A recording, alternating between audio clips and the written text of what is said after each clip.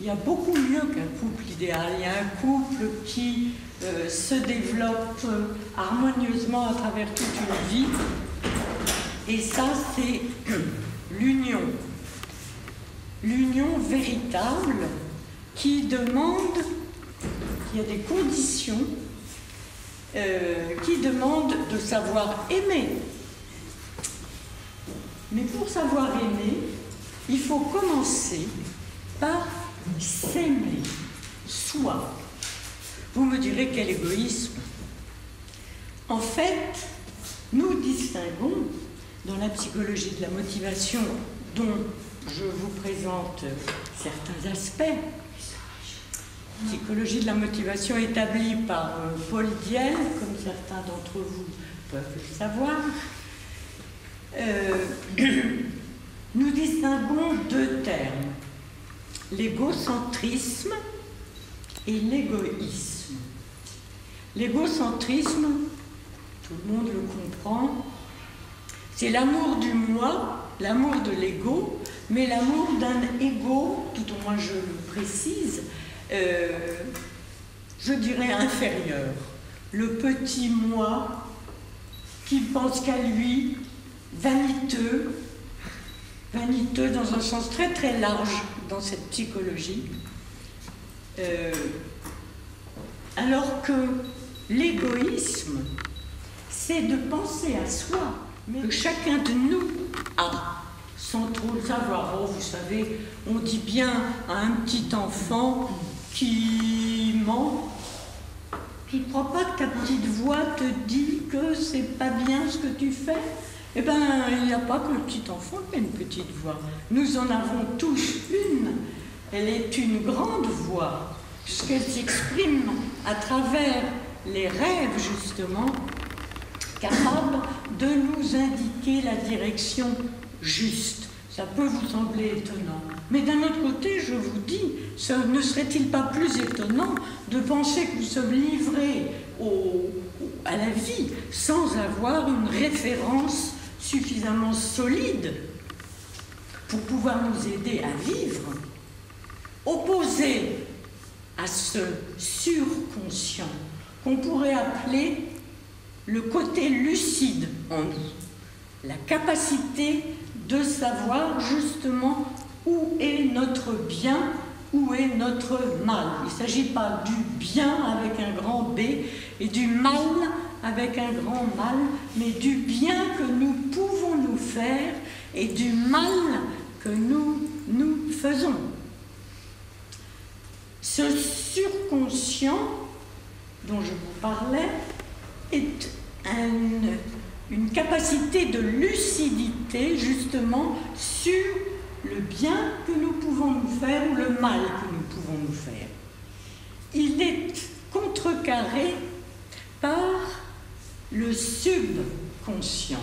C'est un mot que vous avez certainement déjà entendu, qui veut dire aussi ce qui est en dessous du seuil du conscient, mais qui est dans l'infériorité, dans l'erreur.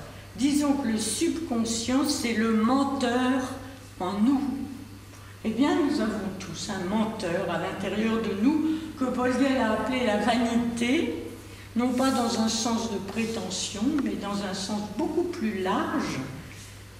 Tout ce qui est contraire au sens de la vie, qui est contraire à notre bien profond, est dû à ce menteur intérieur qui veut nous prouver que nous avons toujours raison et que ce sont les autres qui ont tort. C'est une réaction tout à fait naturelle que vous trouvez déjà chez l'enfant. C'est pas moi, c'est pas de ma faute, c'est mon frère. Cette tendance nous conduit à ne pas vouloir voir notre responsabilité dans ce qui ne va pas et à toujours penser que c'est la faute des autres. Remarquez que les autres ont bien leurs erreurs aussi, ils ont bien leurs fautes, et donc c'est très facile de s'appuyer sur les fautes des autres pour se dire que l'on n'en a pas. En fait, ils en ont et j'en ai.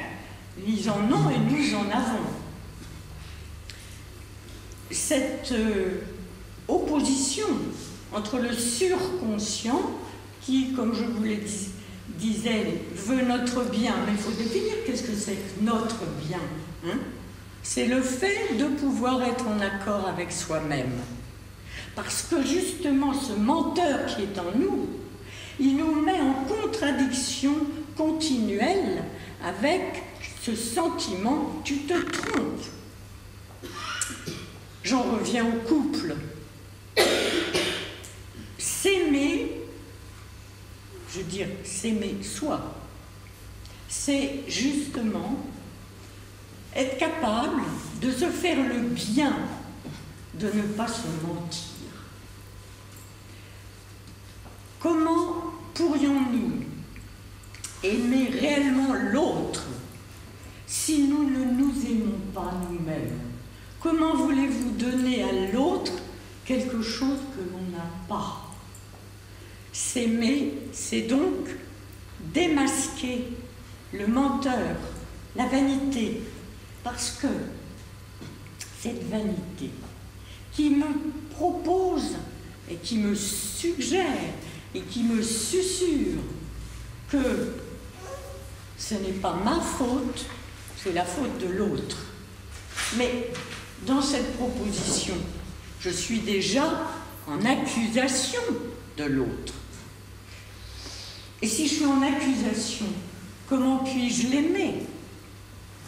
L'aimer certainement, c'est d'éliminer toute cette tendance, cette vanité qui nous oppose l'un à l'autre, puisque chacun veut avoir raison, chacun veut finalement dominer l'autre.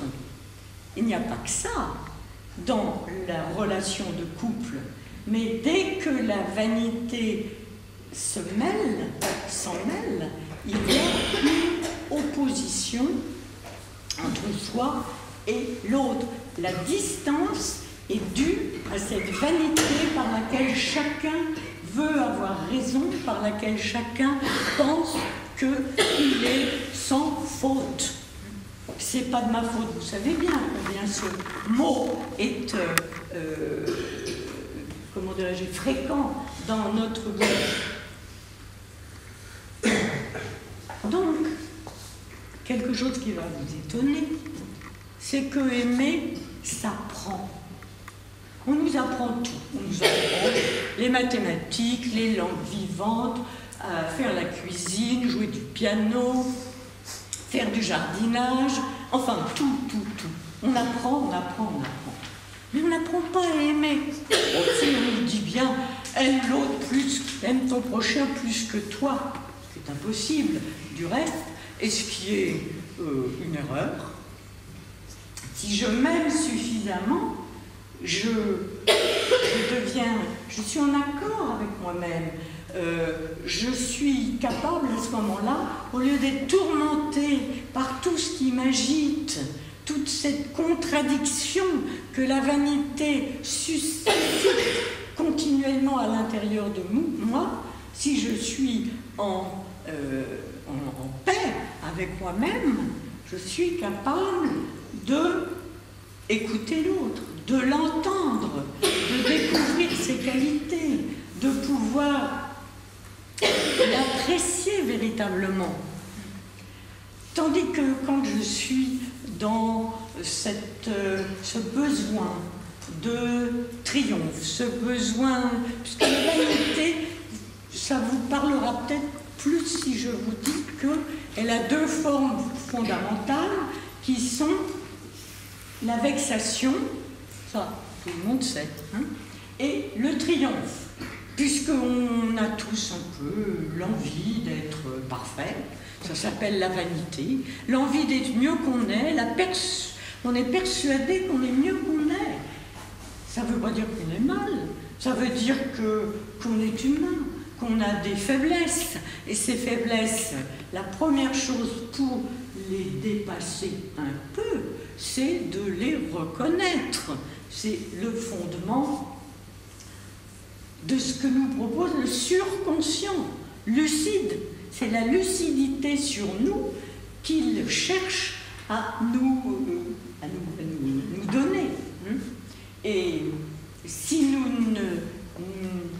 ne sommes pas suffisamment en accord avec nous-mêmes, eh bien, le partenaire nous irrite, il nous agace, on a mille et mille choses à lui reprocher, parce qu'en vérité, on se reproche à soi-même trop de choses, en général trop même. Hein? On n'a pas assez d'indulgence. C'est pour ça que je vous disais que pour aimer l'autre, il faut commencer par s'aimer. Ça ne veut pas dire qu'on se tolère tout. Hein? Vous voyez, le juste milieu, c'est quelque chose de très difficile à trouver.